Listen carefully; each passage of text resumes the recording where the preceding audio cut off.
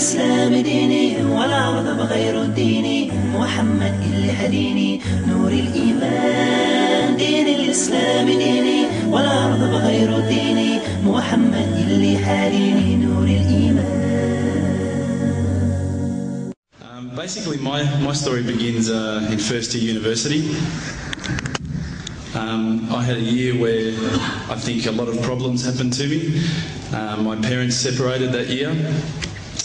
My dog died. That was a particularly tough day. Subhanallah. I had 2 car accidents in the space of 1 week. And also, sadly, I had a friend pass away that year. I think that year led me to sort of ask some questions along the lines of, why am I here? What's the purpose of life? Why do I get up in the morning? Why do I even bother? Why don't I just sit on the couch, watch TV, Jerry Springer, whatever?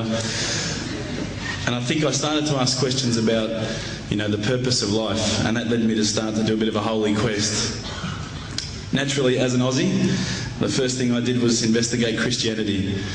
I had a few Christian friends, and I remember going to a church camp. It was one of the funniest camps I've ever been to in my life.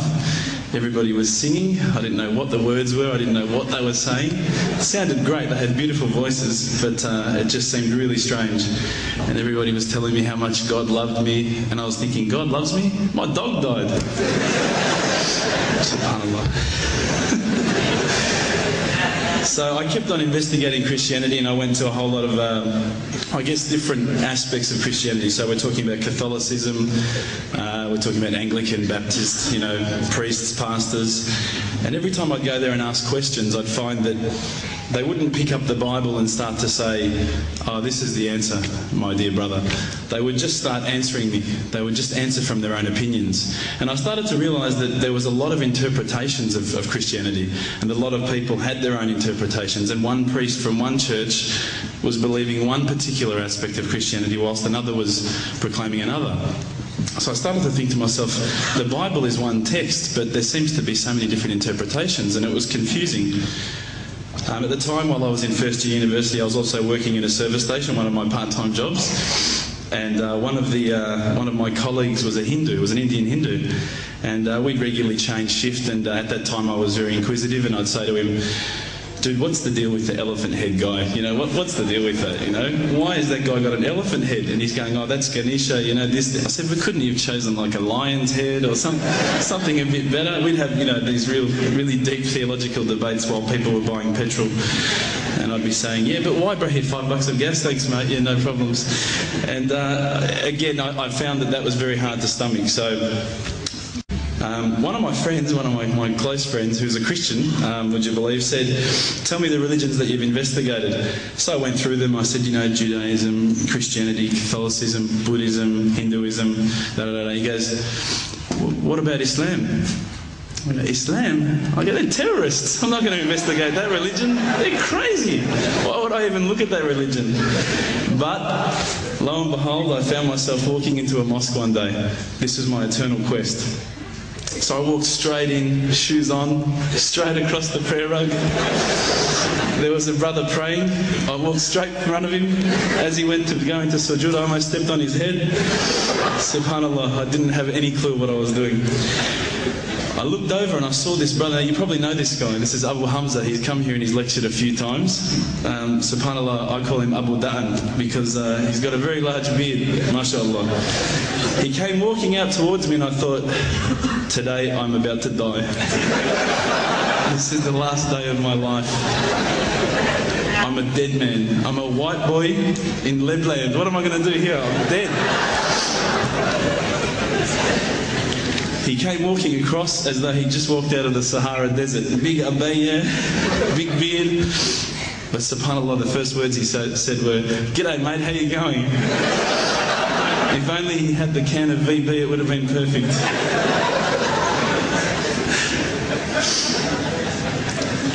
SubhanAllah, I was very taken aback by his welcoming nature. As Aussies, I guess now, I don't want to offend any Australians here, but my upbringing is from a country upbringing. My parents raised me as an atheist. They were raised as Christians. They were dragged along to church every Sunday, and they hated every minute of it. So as soon as we were born, they drummed it into our heads that when you die, you're worm food. That's it. There's no afterlife. There's no God. It's all rubbish. So I was raised as an atheist. So when I walked across and I saw Abu Hamza and he was talking to me in a very polite fashion, which I was very thankful for, because I was sure I'd seen him on the 5 o'clock news hijacking a plane the day before. Now, Aussies are hospitable, don't get me wrong, but Lebos are the most hospitable people I've ever come across. And as the brother Hamza was saying, these brothers were making me cups of tea, you know, and I honestly needed to keep going to the toilet every 5 minutes. They just kept putting tea in front of me, biscuits. I'd never seen anything like it. And I think to some degree I kept coming back for the biscuits, but also for the religion. So when I sat down with these brothers, I actually started asking questions. I asked all the questions that I've asked of the priests, of the pastors, of my friends. And subhanAllah, the thing that really struck me is that every time I asked the question, they wouldn't just answer. They would pick up a Quran and they would say, read this, bro, read this. And there was the answer, every single time. And I would ask another question, you know, the hard questions, not the easy questions. Why do women have to wear the scarf? Why the hijab? How come I can have 4 wives and she can't have 4 husbands?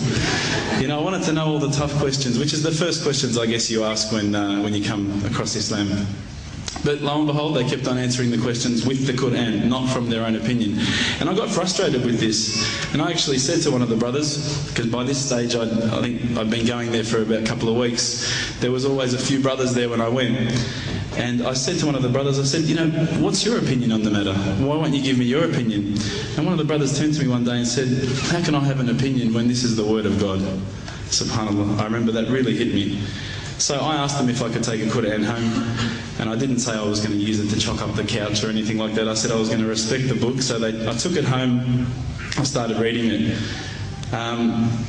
What I found was, while reading it, it wasn't as though I was reading a story, it was as though I was reading someone commanding me, you know, someone giving me guidance.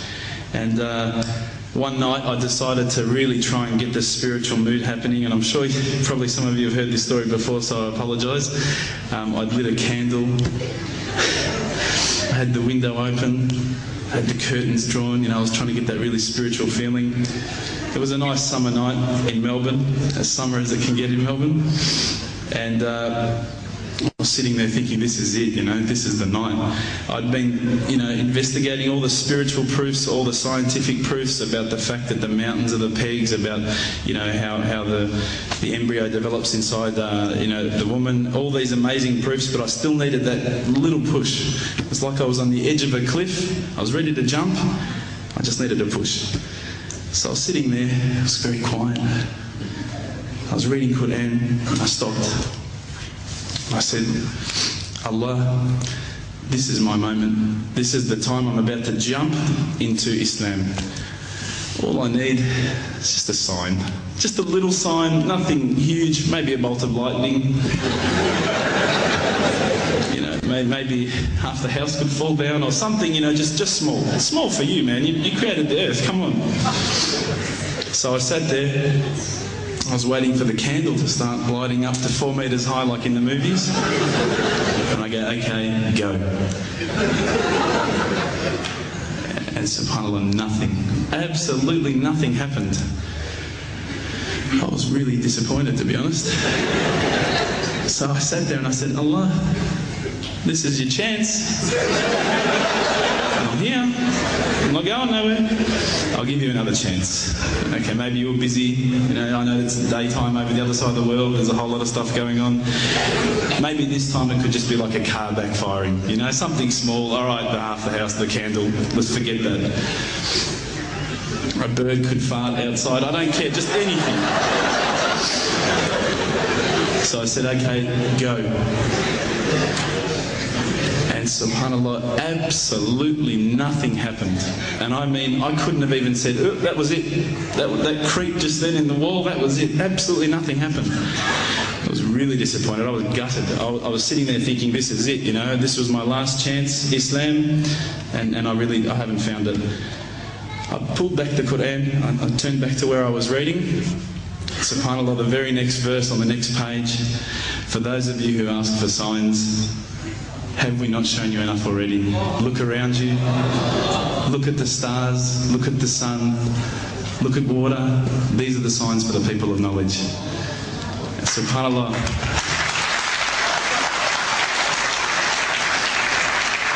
I threw the doona over my head and I pretended I was asleep. I was that scared because I couldn't believe how arrogant I'd been to want my own specific sign when all the signs had been there for me all along. The fact that we have this world, the fact that there is this creation, these are the signs for all of us. Have faith, step onto the cloud of Islam, and you will discover the light of Iman. Proclaim this message entrusted to you, and the cloud of Islam will carry you.